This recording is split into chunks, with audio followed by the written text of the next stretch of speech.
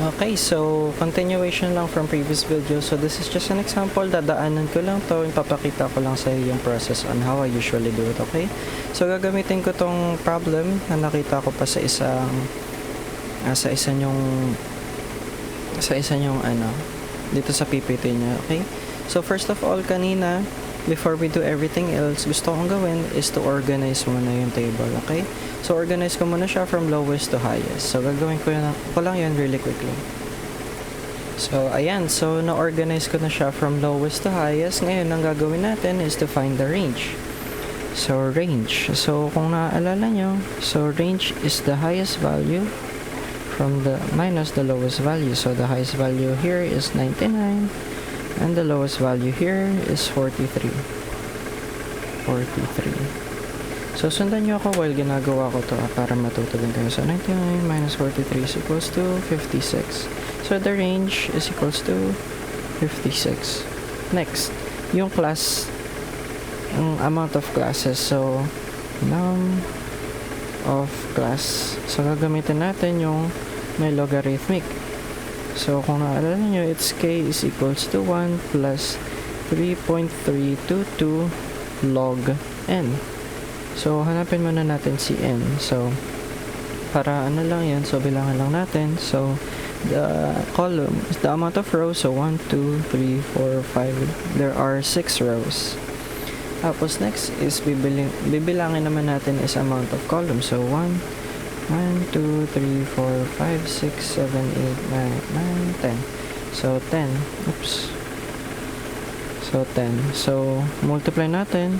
6 times 10 is equals to 60. So, yan yung n natin. N is equals to 60. So, nakalagay naman din dito sa word problem. So, the following list of scores came from a personality test given to 60 college students. So, usually, mag-base din kayo sa problem para hindi nyo nagawin tong pagbibilang-bilang na yan. Okay? So, next. So, 1 plus 3.322 log 60. So, lagay lang natin sa calculator. Calculator yan. 3.322 log 60. So, ang lumabas dito ay 6.907018454. Pero kapag number of classes, always round up. Okay? So, magiging since nakalagay pa 6, so magiging 7 yan. Okay? Next. Lastly, ang kailangan natin is si class size. So, class size is the range divided by the number of classes. So, in this case, it's 56 divided by 7.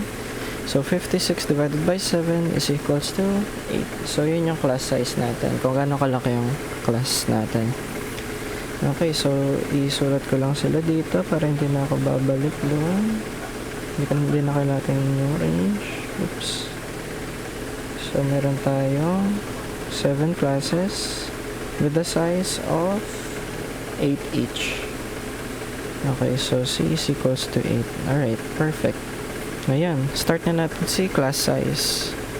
Ay, si class lang pala. Okay, first, kunin natin si lowest value. So, that's 43. So, may 7 classes tayo. 7 classes. Ngayon, kunin na muna natin yung lower boundaries ng lahat. So, 8 yung kailangan natin idagdag. So, 43 plus 8, 51 plus 8, 59 plus 8, 67 plus 8, 75. Ilan niya kailangan? 7. So, 75 plus 8, 83 plus 8, 91. Okay, next, upper value naman. So, minus lang natin ng 1 yung kasunod niya. So, 51 minus 1, 50. Oops, what 56? 50, kasunod, 59, magiging 58. 66, 74, 82, 90, plus 9, magiging 99. So, double check ko lang, guys. Ay, mali pala ako dito sa panghuli. Dapat 8 lang pala. So, 98. Ayan. So, yan na yung class natin. Next is frequency. Frequency. So, itatali lang natin yung mga nandito. So, itatali ko lang really quickly, okay? Okay, yan. So, natali ko na sila dito. So, bilangan lang natin. So, 1, 2, 3, 4, 5. Dito, 1, 2, 3, 4, 5, 6, 7. 1, 2, 3, 4, 5, 6, 7, 8, 9, 10, 11, 12. 1, 2, 3, 4, 5, 6, 7, 8, 9, 10, 11, 12, 13. 1, 2, 3, 4, 5, 6, 7, 8. 1, 2, 3, 4, 5. 1, 2, 3, 4, 5, 6, 7, 8, 9, 10. Oops, mali. 10. Ayan. So, ayan. So, i-total na natin. So, i-check lang kung tama ba. So, 5 plus 7 plus 12 plus 13 plus 8 plus 5 plus 10. So, ayan. So, tama naman. Nakalagay dyan. 60. So, ayan. 60 siya. Next naman. So, linisin ko lang. Sunod na tayo sa class boundary. Ayan. Next tayo kay class boundary. Class boundary. Ayan. Okay, so kunin muna natin si upper value like I said, tas dagdag lang ng 0.5, 48.5, 66.5, 74.5, 82.5, 90.5, and 98.5. Next, lower value naman.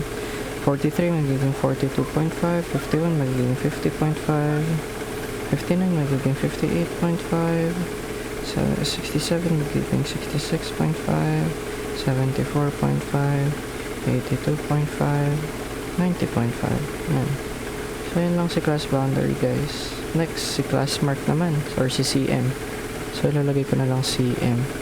So, si class mark, so, upper value plus lower value divided by 2. So, 50 divided by 43, plus 43 divided by 2. So, nakalagay that sa akin dito, 46.5. Ngayon, nakuha na natin si CM sa una. So, ayusin ko lang. Si class mark sa una. So, nadagdagan na lang natin siya ng class size natin, which is ito, si 8. So, ayan, 46.5 plus 8. 54.5 plus 8, 62.5 plus 8, 70.5 plus 8, 78.5 plus 8, 86.5, then lastly plus 8 is 94.5. Okay, next, si RF or si relative frequency. So, relative frequency is yung frequency ng row divided by the total amount of data multiplied by 100. Okay, so 50 divided by 60 times 100. So, it's 80. So, it's 8.3. Hindi ko lang alam kung ilang decimal places sa inyo, pero ginawa ko na lang 1 decimal place. Next, 7 divided by 60 times 100. So, it's 11 point. So, round up natin. Maging 11.7. Kasi 12 divided by 60 times 100. 20. Next, si 13 divided by 60 times 100. 61.7 lagay natin. Tapos si 8 naman, 8 divided by 60 times 100, 13.3. Next si 5 divided by 60 times 100, 8.3. Lastly si 10. So 10 divided by 6 times 100 is equals to 16.7. Okay, ngayon, i-add naman natin sila just to make sure kung tama. So, okay lang naman kahit may sobra dyan na 0.3, 0.2, ganun. 0.7. So, pinag-add ko lang sila ngayon. Okay. Okay, so nag-total naman siya to 100. So, that's a good thing. Next is si cumulative frequency na lower. So, kanina nga, so kunin lang natin tong si, wait lang guys. Okay, so kunin lang natin tong current frequency, so same lang naman, so 5. Pero dun sa sunod, i-add na natin tong si 7, so 5 plus 7 is equals to 12. 12 plus, ito naman, 12 plus 12, 12 plus 12, 24. Tapos next, ito naman si 13. 24 plus 13 is equals to 37. Next, ito naman si 8. 37 plus 8, 45. Next naman si 5. 45 plus 5 is 50. Then lastly, ito si 10. 50 plus 10 is equals to 60. Ngayon, itong lower ba natin para sa class sa total frequency?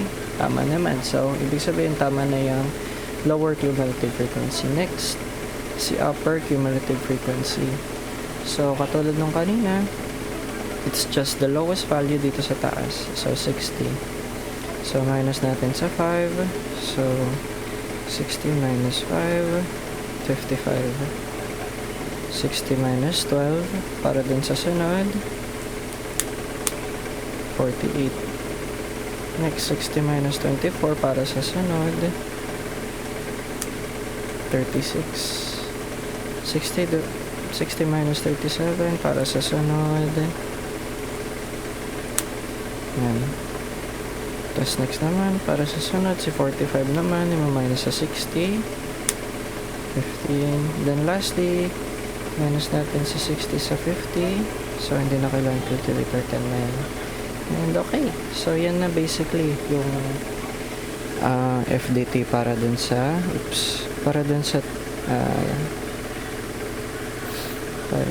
para dito sa table sa inyong PPT. So, yan yung FDT. So, yan. Meron lang akong maiksing assignment para ma-practice nyo rin yung paggawa.